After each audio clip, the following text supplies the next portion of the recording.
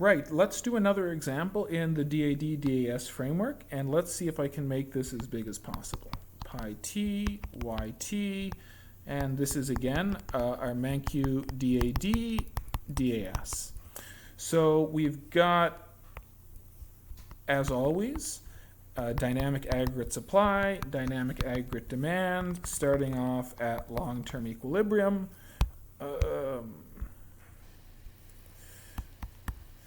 And we're going to have a negative demand shock. And so when I say negative demand shock, at this level of macroeconomics, you should immediately say how much, right? It's not enough anymore to say that curves are going in and out, up and down, left and right. We're actually going to say specific things about the magnitude and, more importantly, the duration, right? In this model, we're not really calibrating numerically, but we are going to say something about the duration. So I'm going to put in a negative demand shock that lasts for 2 periods before completely ceasing to be. So how does this unfold? Right, well, with the negative demand shock, demand for goods is going to decrease, right? This is going to be my new aggregate demand curve shifting down, and that's going to give us an equilibrium dynamically opening up a bit of a recession and a deflationary recession. The magic now starts happening in the aggregate supply curve, right? Remember that my aggregate supply curve always has this equation, right? Pi t equals pi t minus 1 plus a function of the output gap plus the supply shock.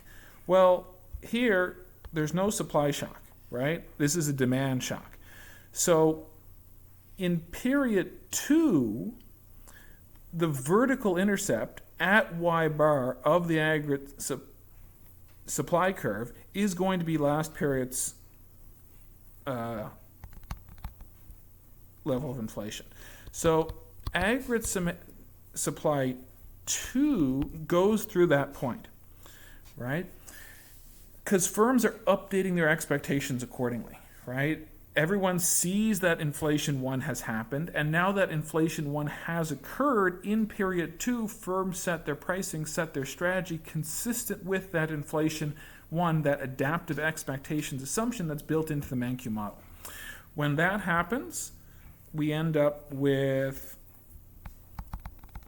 y2 and pi 2.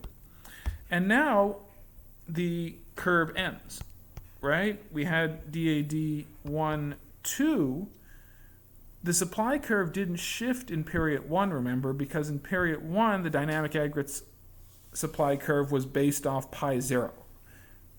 These expectations are backwards looking. Now in period 3, the supply shock ends, so the aggregate demand curve snaps back, but the aggregate supply people are looking at this inflation 2. And because they're looking at this inflation 2, they say, okay, well, yesterday it was inflation 2, and so we're going to price in period 3 off our backwards looking adaptive expectation that happened in period 2.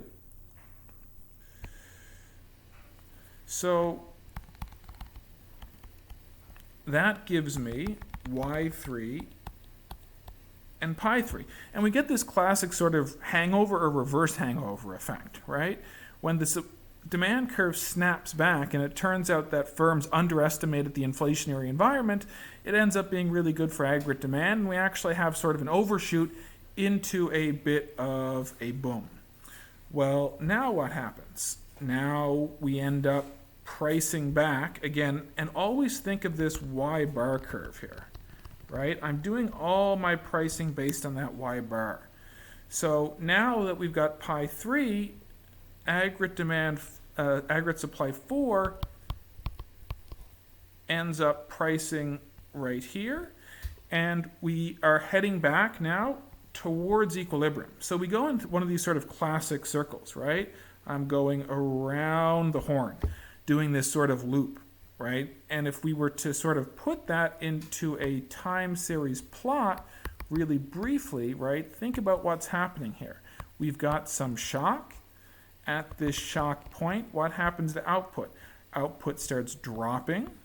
Output drops more, going from period 1 to 2. But then we get this overshoot in period 3 as the aggregate demand curve snaps back and firms are slow to react.